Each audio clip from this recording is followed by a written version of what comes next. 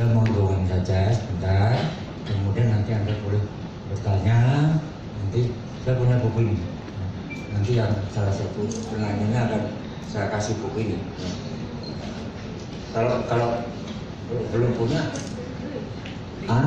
beli buku ini ya, buku ini. Kalau Anda baca buku ini ya pintar nulis puisi gitu, kira-kira seperti itu. Ini bukan apresiasi puisi sebenarnya. Ya. Oke, jadi begini. Puisi itu apa sih? Puisi itu yang saya baca, apa yang saya tulis. Saya kan nulis puisi, tapi kemudian kalau ketemu sama saudara, seperti baca puisi deh gitu. Jadi yang puisi itu yang mana? Yang dibaca, apa yang ditulis? Ngomong aja ini bukan ada aminnya seapres nggak ada. Terserah apa. Yang ditulis? Dua-duanya, oke. Jadi ada yang desain, ada yang tulis ya. Jadi mula-mula nenek moyang kita itu nggak bisa nulis. Ribuan tahun yang lalu kan nggak ada tulisan. Tapi mereka masih bisa berkomunikasi secara lisan, menulis. Apa kok menulis berdongeng, bikin puisi gitu kan? Kemudian ditulis gitu. Nah, tetapi setelah ditulis, saya juga heran. Setelah saya nulis puisi, kok dipaksa untuk membaca lagi, ya kan? Dipaksa untuk melisenkan puisi lagi. Kenapa? Kenapa puisi yang sudah ditulis itu dibaca lagi gitu? Sudah dibaca saja begini nih, baca gitu. Kenapa dibaca lagi? Kenapa? Enggak pede. Ya, puisi itu sebenarnya lisan, sebenarnya puisi tulisan. Itu salah kita sendiri, kita nulis nggak usah ditulis juga apa-apa kok sebetulnya.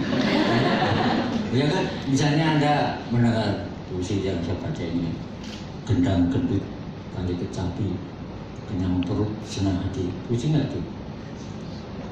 Puisinya itu, ya pantun kan puisi. Iya, tadi semua itu dulu itu lisan begitu, dan meskipun itu tidak ditulis, zaman dulu tidak ditulis, sekarang kita tulis. Itu kita apa ratusan tahun sejak dulu dan nggak berubah kan? Gendang gendut kali kecapi, kenyang perut senang hati. Kemudian yang saudara suka misalnya dari mana datangnya lintah, misalnya dari sawah turun kali, dari mana datangnya dari kan? Saudara ya kan? Berarti kan memang sebetulnya puisi tulisan sebetulnya, tapi kemudian kita cari susah, kemudian kita tulis. Nah, setelah ditulis suruh melisankan. Ini masalahnya itu. Jadi sekarang yang kita sebut sebuah sastra itu yang tulis. Sebenarnya tidak benar, itu tidak benar, ya, tidak benar. Jadi yang benar itu adalah lisan, yang lisan itu. Jadi dengan demikian, kalau saudara membaca puisi, umumnya ya puisi yang bagus itu yang enak dibaca, yang enak dibaca itu. Oleh karena itu puisi misalnya itu dengan gampang, dengan sangat gampang jadikan lagu, ya kan? Anda pernah mendengar namanya musikalisasi puisi? Ya, yang di sudut itu, yang baju kuning itu salah satu yang nyanyi di dalam CD saya itu. Ini namanya Mbak Nana Tatiana namanya. Itu dengan Mbak Reda, itu yang nyanyi itu. Dia menciptakan lagu juga. Jadi membaca puisi saya itu bikin lagu. Ya. Nah, karena bikin lagu itu maka puisi saya itu kemudian tersebar tidak sebagai tulisan saja, tetapi sebagai bunyi, sebagai lagu gitu ya. Jadi kemudian jadikan macam-macam kan, puisi itu bisa dijadikan lagu, bisa dijadikan gambar, ya kan? Ada puisi saya yang jadikan komik misalnya, kemudian jadikan apa lagi? Jadi novel, jadi cerita pendek, banyak sekali ya. Kemudian mau jadi film misalnya gitu ya, itu bisa. Tapi mula-mula adalah puisi itu, dan puisi itu bentuk sastra yang paling sederhana, paling kuno, paling klasik. Zaman dulu orang bukan menulis, dulu kan bukan membacakan puisi. Ya, seperti semua pantun, semua mantra itu kan puisi itu, ya. Tapi tulisan semua, kemudian ditulis. Nah kemudian kan kita tanya, Bedanya apa sih yang puisi sama tidak itu? Apa bedanya kalau puisi sama yang bukan puisi itu? Ya, puisi itu akal-akalan saja, saya baca dulu ya. Tahu kalau bahwa saya ini bohong, itu bohong.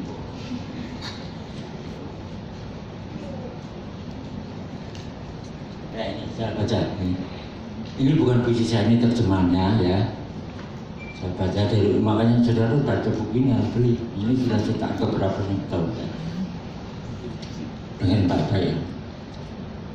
Si John Priang adalah seorang pesuruh di pasar petani dan tinggal di bukit Babilonia di sebuah gubuk yang tak bernomor. Pada suatu hari, pada suatu malam, ia pergi ke warung 20 November, yang minum, yang menyanyi, yang menari. Kemudian ia menceburkan diri ke dalam telaga Rodrigo de Freitas dan tenggelam. Puisi bukan? Itu puisi apa berita koran?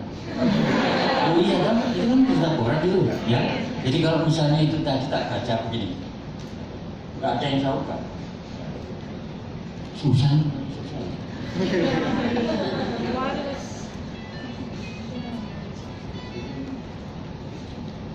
Nah, jadi saya baca. Jadi saya tidak mengajak berhenti. Ini jadi berita koran.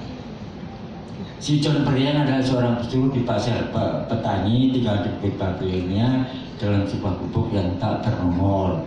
Pada suatu malam, ia pergi ke warung 20 November, lalu minum, lalu menyanyi, lalu menari, dan kemudian menceburkan diri ke telaga dan mati. Itu kan berita koran itu. Oh, pas berita apa gitu? Beritanya apa dengan tadi? Gak ada kan beritanya? Gak ada. Jadi kalau Anda itu mencoba berita di koran, lainnya gitu, kemudian saudara potong-potong, dijadikan baris-baris itu, ya jadi puisi sudah. Ya kan seperti itu. Ya. Jadi puisi itu saya jejer-jejer itu, apa kalimatnya, sudah itu jadi koran, jadi bahasa koran. Jadi orang juga sebenarnya bedanya berita dan cerita itu apa? Bedanya cerita dan berita apa?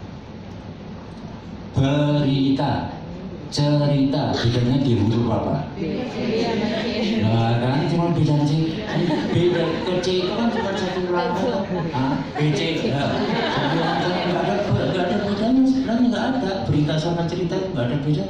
Nah berita itu kalau sudah ditulis, dicerita, kalau diceritakan jadi cerita kan? Yang begitu, tapi kalau didiemin aja ya jadi peristiwa saja. Tapi kalau yang nulis itu wartawan, ya jadi berita. Tapi kalau yang nulis saya jangan, ini ceritanya Pak Sapardi. Nah, saya bukan wartawan. Tapi kalau saya wartawan Tempo atau wartawan Kompas atau wartawan apa, ya saya nulis, oh ini beritanya Pak Sapardi kan gitu. Nah, jadi sama saja, sebetulnya sama saja. Cuman karena kalau berita itu bisa seenaknya, bisa 2 halaman gitu. Kalau nulis puisi ya 2 halaman ya boleh, satu buku ya boleh. Tapi kan bisa nulis pendek saja. Kita di gedang itu kali kecapi kecampur jeneng hati gitu kan sama aja. Oke, sekarang saya mau dongeng saja ini puisi ini begini. Saya punya ayam jantan itu apa? Jago. Jago itu bisa apa? Kalau orang apa namanya? Pokok. Nah jago ini saya gepet ini, saya lepas di Solo. Itu pokok dia. Bunyinya apa? Ya. Kalau misalnya saya bawa ke Bandung, saya bawa ke Bandung, saya lepas, saya suruh ngomong. Ayam yang sama tadi ngomong apa? Lu goblok. Ayamnya sama kok dia kok apa? Kita bawa ke Inggris, suruh ngomong. Bunyi apa? Nah, itu kok kedudel-du gitu. Nah, saya bawa ke misalnya ke Spanyol, ya, ke Spanyol. kokoriko loh lari-lari. Si ayam yang satu ini nanya, ini yang saya itu kuping orang-orang itu, ya, apa suara saya gitu. Nah di sini namanya perbedaan bahasa itu.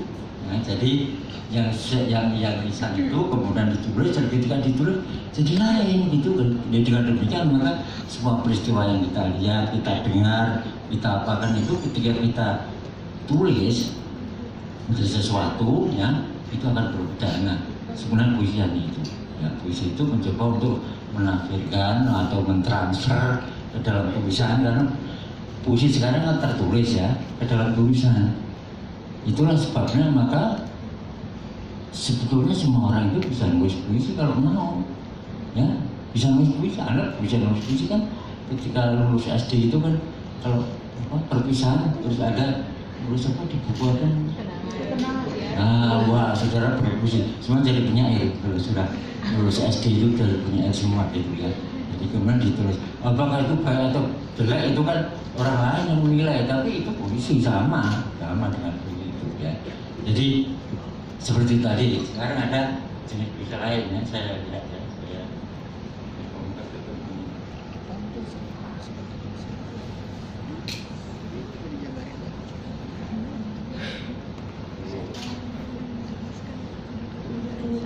saya duduk dulu. Bapak tidak duduk, nanti saya dengar saudara yang harus mengangkat saya keluar.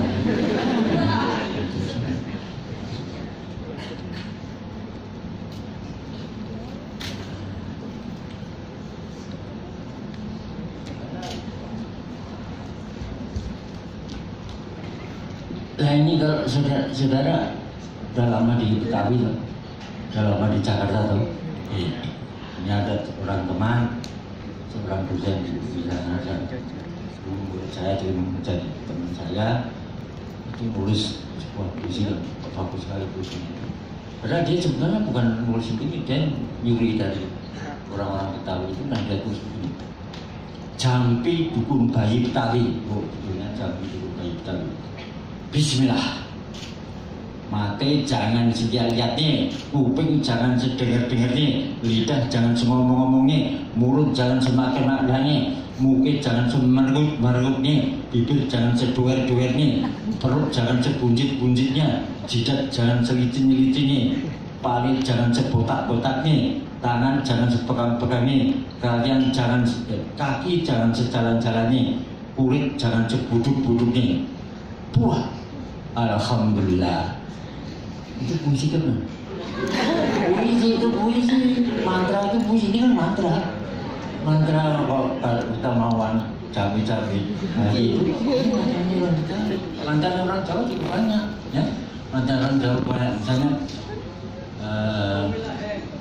Alhamdulillah yang gitu, itu mantra yang terpengaruh oleh agama Hindu. Nah, kan mantra yang terpengaruh oleh agama Islam juga banyak, ya. Jadi dengan demikian maka segala jenis ucapan-ucapan yang seperti itu, ya itu disebut sebagai puisi.